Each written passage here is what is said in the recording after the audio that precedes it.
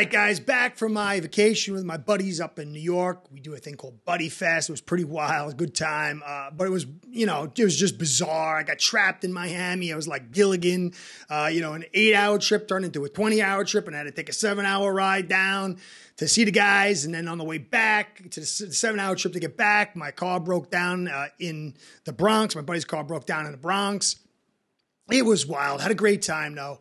But nothing went the way I wanted. I wanted to do coverage. I wanted to catch up, on my comments. So I'm behind on my comments. Just want to let you know why. I did a little thing, coverage. I threw it out there, but I really haven't covered the Dolphins the way I should, but I couldn't. So I just want to let you know that. But I'm back 100%. I'm ready for this season. This 2023 season for the Dolphins and the NFL is going to be so interesting. And I say season because, teams and people tend to evaluate after 1 or 2 games or 3 games, and you can't. You just got to let the whole thing run out and see how it plays out. And I'm excited for that. Now, I'm going to start adding a new format. I was going to do it today, but just things didn't work out. I'll talk about that more later. But I'm going to basically compile like news together and do all that for the people who just want news, and they can just get their news. And I'm going to do a section on analytics and X's and O's, so people like that, they can skip that or go without if they don't want. And I'm going to do an editorial. I just talk from the hip and be a fan. And I'm going to try to add some more stuff in it, but I'll do that for tomorrow. But also, I'm going to get back to my lives Friday night at 10 p.m. Eastern time. This week, I'm going to do the Chargers game from last year and do some film looking at it to get the macro overall look at the game, to kind of understand what were the main things that really went on. We hear a lot of talk, and I agree on some of it, but I disagree. But we could take a look at the film and show how last year's game isn't this year's game. It's totally different for so many reasons. So I'm going to really just focus on that Chargers game. And then Saturday, I'm going to start doing 6 p.m., an AFC East shakedown with my man Tommy over at Mafia Sports Report and a bunch of other guys that are fans of the Jets and the Patriots. And we're all going to get together and talk about the AFC East, the games from the previous week and the upcoming week. So if you want to check us there this week, it's going to be on my channel live. And then next week, we'll go to the other guy's channel. I'll give you news on that if you're interested. So that's where we're at. This is the big season. I do believe 23 and 24 are the critical seasons, but to me, this is it. This is the high point season, and I'm so excited. There's a lot to talk about, but I'm a people first guy, and I love redemption stories. I was not always the best guy in the world, still not. And I love to see people grow and do better. And what I heard from Tyreek Hill today in response to what he did in the offseason, the stupidity in the offseason, I loved it. I don't know what is true, what's not. I do believe some of it's from his heart, at the very least, if not all. I'm sure he got a little crafting from, the image guys or whatever. But I felt so good about his response, and I hope that this guy can become a better person off the field than on the field, because in reality, that means everything. It means so much more. You spend way more of your life, hopefully, not a football player than a football player. And the truth is, what you do to the people around you will echo through eternity far more than what you do on the field. And so I was so happy with this, what Tariq had to say. And I just pray that this goes for much longer. I hope this is real. I'm just glad all that is behind me. He said, just moving forward, I just got to make better decisions, obviously, not only for myself, but for this team, for my family, my kids, and just be smart and be a pro. And just be grateful for this opportunity, because I feel like sometimes we lose sight of who we are, and that's not the person my grandparents raised me to be. They raised me to be a father, son, teammate, citizen, and I've got to strive to be better. And listen, guys, in this world, it is way harder to have success and to handle it than loss. Success devours people, and anybody who's played football at any level or watched football players at any level, they have a sense of entitlement when they're superstars. And this guy is a superstar. It's very, very difficult to handle all the pressures and all the success. It's very easy to lose your way. And I loved what he said here. I loved how he talked about his grandparents and how this is not how I was taught to be. I need to be a better citizen. I need to strive to be better for those around me. And you know what? You can lose your way. And that really hit all the notes of what you'd want to say. Guys, it's great that when you're a guy like him, you have all this money and all success. Look at Brown, a crazy receiver. You can do all this stupid stuff, and it's like an insular bubble with all the success and money. It doesn't really hit you as much as it hits the people you love who have no control, who can see your life clearly, but you're not listening. It's terrible for them. So for this guy to have his grandparents and his children and his family who love him to see this and hear this and to enjoy his growth, I'm so happy. I just pray it's legit. And it would be probably the most amazing thing this guy could do to get himself straight. And really, if you think about it, this last event was the only thing we heard about for a couple of years. And so he might have been heading the right direction. It just was a dumb thing. But it might have been just what he needed to finalize this change. And I'm hoping for that. Now, on a football field note, my man Tehran. I've been a big Tehran fan, as many kind of know. I've talked about Tua in Tehran. I said this guy was huge from last year. And now the talk of it's kind of gotten bigger and bigger. And now it seems to hit mainstream and people are mentioning it now. Tehran is so critical. He missed yesterday's practice. I don't know. Today's Tuesday if he's going to show up today in practice today. I don't know if he's going to play on Sunday. But it's a big deal if he does play or he doesn't play. There's a world of difference of Bosa and Mach versus Tehran and Jackson than Bosa and Mach versus Lamb and Jackson.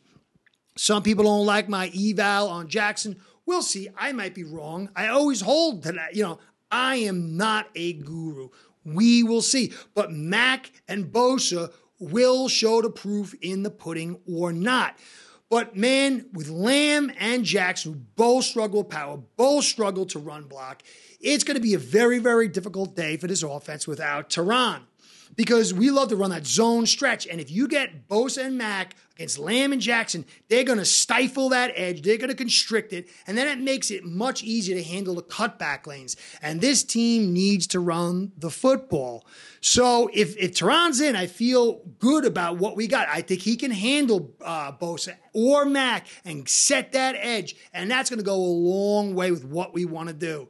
So it's kind of one reason why I don't get too crazy about this game this week. If Tehran's in, I'm going to amp up the value a little bit more. But it's going to be tough if Tehran's not in. And now we hear that Cotton is going to be the backup center.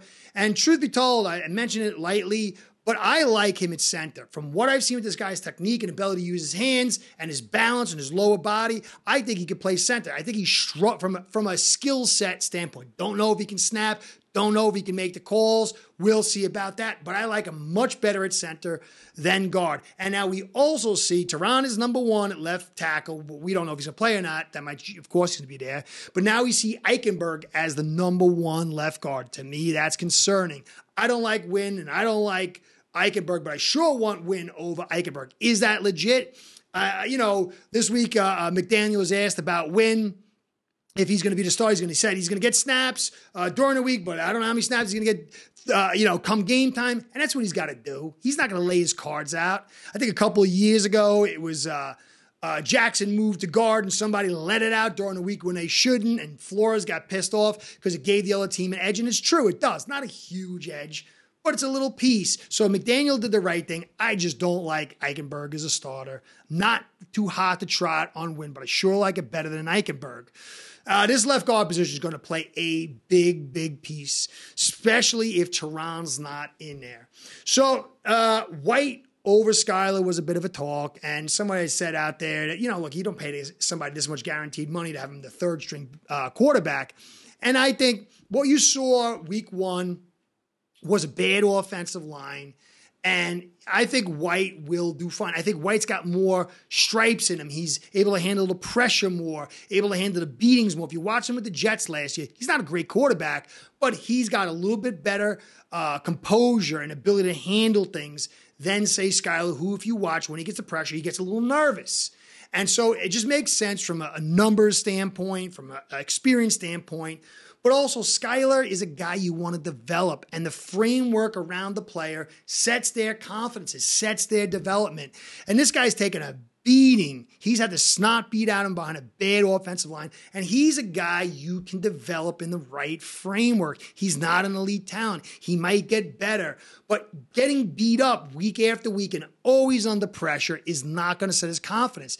This guy has the potential to be a solid backup at worst, maybe more. So I'm happy he's going to sit and watch, and White, who's a guy you're going to have 1 year, is going to take the pressure and take the hits.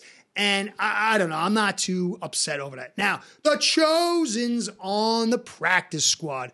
I thought he was going to stick on the roster. I thought him, Waddle, and Hill were going to set different kind of leverage. And it seemed like they were going to keep him. But Berrios really played an excellent role. And his speed kind of does some of the things that I thought the Chosen was going to do. When he was cut, I had to say, you know what? I was wrong about that. But the fact that we got him on the practice squad is a huge win. They can bring this guy up as a veteran 3 times. He can spell Hill or Waddle if something happens to those guys for a game or two and keep that speed to help out, keep the philosophy the same unless you slow things down with, say, easy or something like that. I like the ability for him to play depth on the practice squad for cheap. And I also like the fact that, you could bring him in as a chess piece against a defense if you feel like he's going to give you the edge, and then bring him back to the practice squad, maybe cut some back-end guy. So this is such a big win for us. Somebody can poach him and take him if they want him.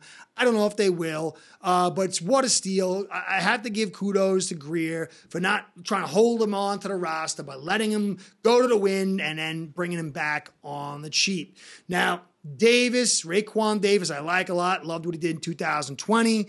I kind of said early on, I thought in Fangio's system, the gap and a half technique is going to be really good for him. His ability to kind of man one gap and eye another one. And with those long arms and height, it's going to serve him well. He does have some pass rush ability, just lacks change of a direction. But I like what he said. He said, right now I feel this is probably going to be the best year for me. I'm feeling the best. I definitely got a lot of goals for myself. I'm going to achieve them. I did a lot of pass rush training this offseason just to get better because I know I'm going to need it for this year. He said, going into a new scheme, I'm definitely going to have to be able to pass rush and keep the motor high. If this guy has an excellent season, along with Peely in the background, just sit kind of chipping a little bit there, but with Wilkins and Sealer, and you add in Chubb, and you add in Phillips, and you add in Baker able to blitz and Long able to blitz, this is going to help us a ton to give this secondary some time to gel and Ramsey to come back. This is a defense that creates coverage sacks and then allows that 4-man rush to get there a little quicker. But Fangio might need that pass rush to kind of help this thing come together. And if Davis can have a good season, it's great news. Now, it's not going to be great news for us if we want to sign him going to the next season. He's a free agent. But honestly, this season's so critical. If he can play a part to get us where we got to go and we say get by next year, it is totally worth it. And I hope it plays out that way. Now, before I go, I want to say thanks for all you guys do.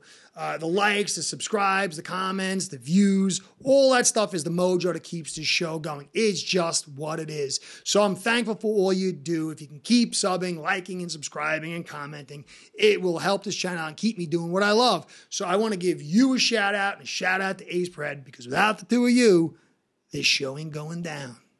Ace Per Head's betting software is the premier white label platform for bookies to manage their players and grow their sportsbook operation. Click the link in the description below to get set up in minutes. Ask for the Curtis promo and get a special introductory discount. DraftKings gave us 9.5 wins. And the talk is that an acceptable amount of wins? Well, if we get 9.5 wins, make it to the postseason and get to the conference championship or beyond, who cares?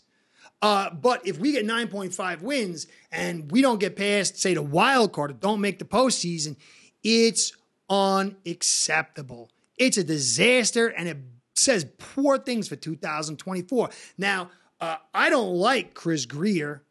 I don't know about McDaniel just yet as a head coach. There's things I like and things I'm concerned about. I like Fangio. I like the hard-nosed guy. I like Flores because he's the hard-nosed guy. So I'm waiting to see if McDaniel is going to be like Pete Carroll with the Patriots, where he was too soft and too nice, or he was like with the Seattle Seahawks, where he was nice and had the talent, but had enough hardness to get them to where they got to go.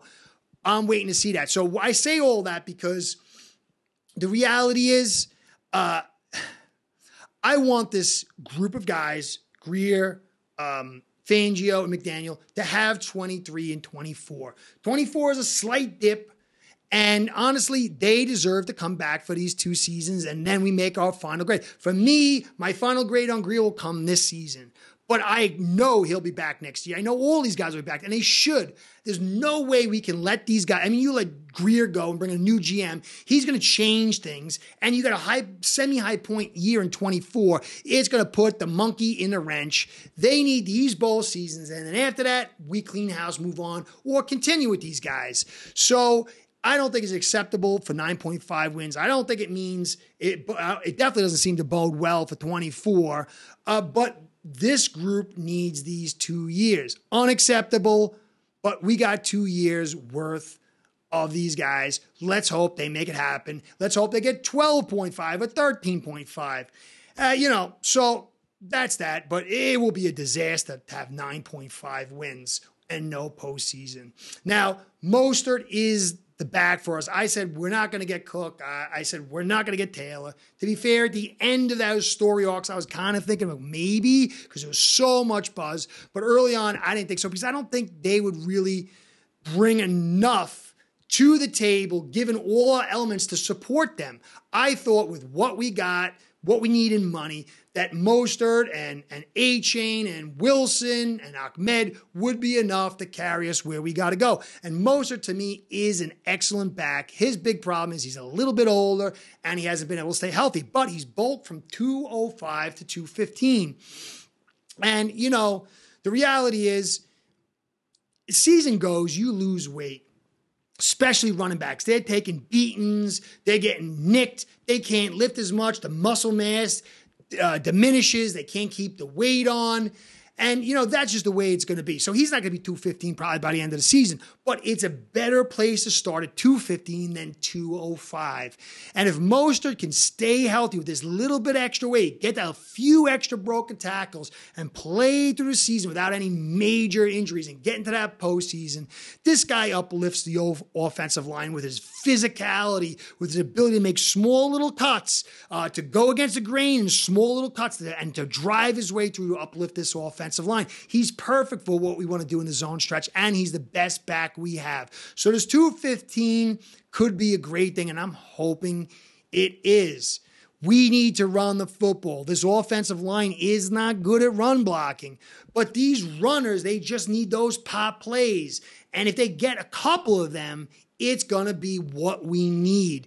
So if you get enough of these pop plays, you're going to force guys out of nickel, force them into bigger looks, and then that will open up the pass game. So let's hope that Mostert can stay healthy and pop a few more runs, because just a few more game or a few more over his season is going to play huge dividends. Now, last point, the Teron not being in. If he's in, it balances things somewhat. But guys, if Teron's not in, and this offensive line from last year for the Chargers was as beat up as ours. We had Little and Jackson. Little is just terrible. To me, Lamb is better than Little, and you'll have Jackson, but they'll be going against Mach and Bosa. And we're going to need that pass rush with the uncertainty of our secondary. But you look at Corey Linsley, an excellent top 10 center. Zion Johnson was a first-round pick. He has some weaknesses in his game, but he was pretty good last year for a rookie. He's going to get better. Trey Pipkins is a guy, he's near. We'll see where he goes. Saylor, he was playing pretty good at tackle. And that was last year, and he's probably going to get better. And then you got Rashawn Slater. This offensive line, with the tight end group that can block pretty well, is going to be strong mitigator for our pass rush. And if we can't do the same to the Chargers with Mack and Bosa, it really does put the cards towards their table. And this is just one reason why I'm saying it's not last year's game, it's this year's game. And going to a Chargers team that is more desperate for that win at home to open the season up than we are, because Staley's going to get fired if he screws it up. One of their biggest knocks was health, but they're going to be healthy. This is going to be a hard game on the road and going across the country. If we can just keep it close, to me, that's good enough. So we'll see. This week one, I think, is going to be tough. I think Tehran is a big swing either way. But ultimately, our season is not going to be made or broken over this. But I'll get that another reason why. I mean, last year I said when we lost to Chargers wasn't that big deal. It was coordinated. Last year I said if we lost to San Fran, it wasn't a big deal. We've got to win home and beat our division. And then this Charger game is just going to be, it's an important game. It's a great game to have. If we could take it, it's unbelievable. But I don't think a loss here, unless we're blown out, is anything more than just a loss. I think there's a lot bigger games to come. Anyway, guys, this is Curtis saying thanks for stopping by, getting back into rhythm. Big week. It's a big season. Interesting season. I don't care who you are. Nobody knows how it's going to play out. Look at the Chiefs right now. They were, the big time. Kelsey and Jones, they're not going to be there week 1. So anything can happen. Let's watch this thing play out. Anyway, Curtis saying thanks for stopping by. Catch you next time. Be well. Go Fins. Start building your own online sportsbook today by getting signed up with aceperhead.com service that'll allow you to book action on sports from all around the world.